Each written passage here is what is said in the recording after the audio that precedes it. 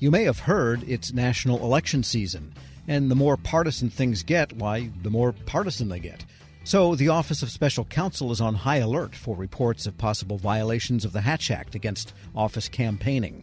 This as the OSC itself embarks on an update of its own transparency guidelines. We get an update on all of this from Special Counsel Hampton Dellinger, who joins me in studio. Mr. Dellinger, good to have you back. Tom, good to be back. And how is the election season going when you think it can't get more nasty and partisan, but yet it does? Well, for the Office of Special Counsel, it's busy. And we focus on the law. We urge federal employees to call us on the front end to ask questions about the Hatch Act. We are very focused on education and training in addition to our enforcement work. But at times we do have allegations that are serious violations, and then we have to act. Right. And what are people asking in the calls? Like, can I wear my MAGA or Kamala hat to the office or that kind of thing? Or is it more serious?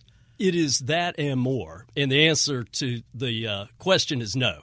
Do not wear your campaign hat, your T-shirt, your button, or bring your campaign mug to the office. Save that for after work. Save it for the weekend. Even a mug that just happens to be lying there passively.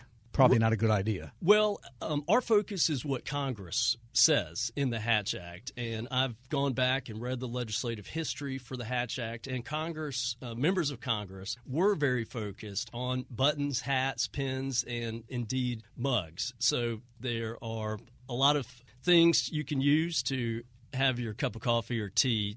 Just leave the campaign mug at the house. And it's not just items either. It is what you talk about in the office and what you bring up and that kind of thing too, isn't it? Well, that's right. It's what you talk about and what you do. And, of course, government employees have a voice, an important voice. And my office is very focused on the speech rights of federal employees. And we've been very active in making sure that there aren't gag rules or policies or NDAs in place that are curbing employee speech. But at the same time, that public voice has to be used in the public interest, not for political interests. And so we did have to find a high-ranking official guilty of violating the Hatch Act for his comments that he made. That was the Secretary of the Navy. And, of course, I'm glad that he's now acknowledged his mistake, has apologized for it, has taken extra training. Yeah, that's something that I think people overlook. Even political appointees who everyone knows who appointed them, and therefore, what their party affiliation and what their political proclivities might be, still are absolved from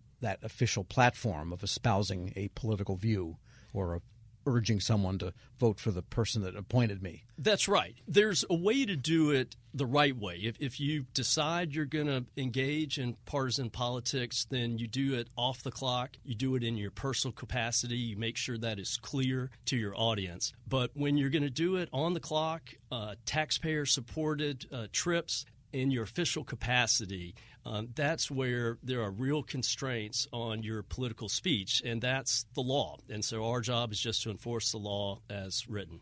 Yeah, this is a good reminder, especially for younger federal employees or Generation Z type folks who have maybe less sensitivity towards separation of different areas of their lives in the social media area. And they need to understand federal setting, there are, as you say, statutory and not just cultural norms here. That's right. And I know and you know how hard federal employees work. And we talk about that work-life balance. And that's one way, I think, to remind yourself about the Hatch Act, which is when you're working, there are constraints on your speech. There is a 24/7 prohibition on fundraising as a federal employee. So you always need to be careful about that. But when you are enjoying your non-work life, that's when your full free speech, First Amendment rights should be enjoyed. When you're on the job, when you're on the clock as a federal employee, that's where your focus needs to be the public good and not partisan ends. Right. And so a lawn sign at home is okay? Yes. And I will say that I've got colleagues who've been doing this 5, 10, 25 years. I feel like I know the Hatch Act. My sense is that a yard sign is fine. But if you have any question at all, we want you to contact us. Call us on the front end, email us on the front end, ask permission and not forgiveness. We want to be responsive in real time. And so I encourage every federal employee with a question to call 1-800-85-HATCH or email us at hatchact@osc.gov.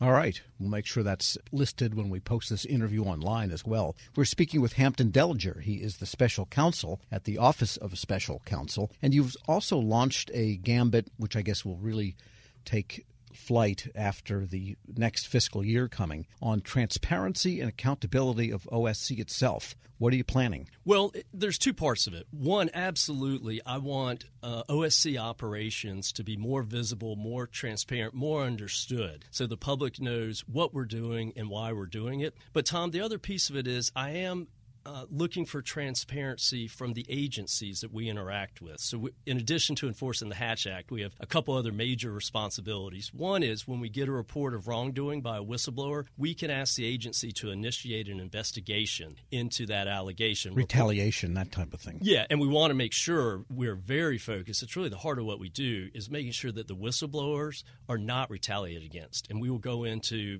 the Merit Systems Protection Board on their behalf. But when we get that allegation, we can ask the agency to look into it, and that's good.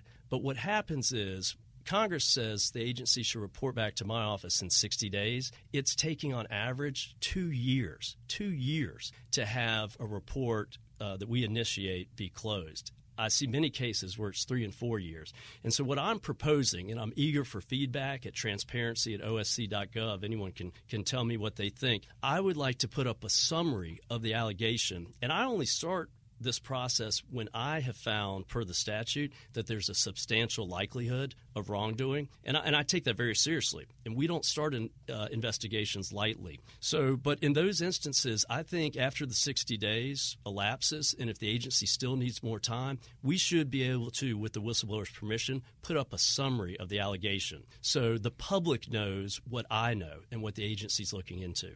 What about reducing the time to close those investigations in the first place? We're doing that too. And so now every request for an extension of time that an agency makes to my office comes to me. And after 60 days, I want it to be a careful investigation. I've got tremendous respect for the inspectors general who are often conducting these reviews, but I want everyone to focus on what Congress wants, which is a quick answer to a serious allegation. And so we are looking at extension requests differently these days, and I want to have a number of options for the public and for the whistleblower to know that something's being taken seriously and looked into quickly.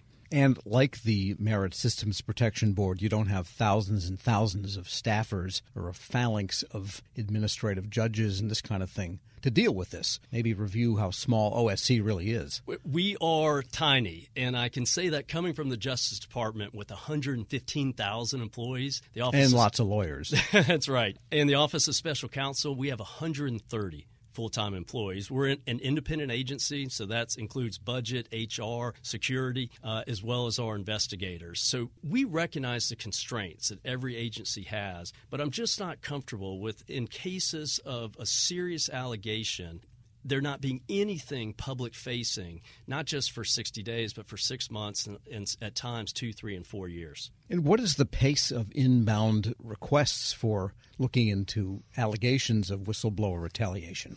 We get this year we've had more than 1,000 allegations. And we look at them carefully. So we will, out of that 1,000, 1,200 we've received this year so far, we'll send several hundred over for some type of review. And because I have to find a substantial likelihood of law breaking, we are very careful. And at times I'll ask a follow-up question or two to make sure it merits this type of effort on behalf of the agency. But in those cases, I do think that the public, the taxpayers, are owed some transparency, some visibility into the situation. Instead of waiting for everything at the end, when I've made a substantial likelihood determination at the front end, let's see something in real time so people know what's going on.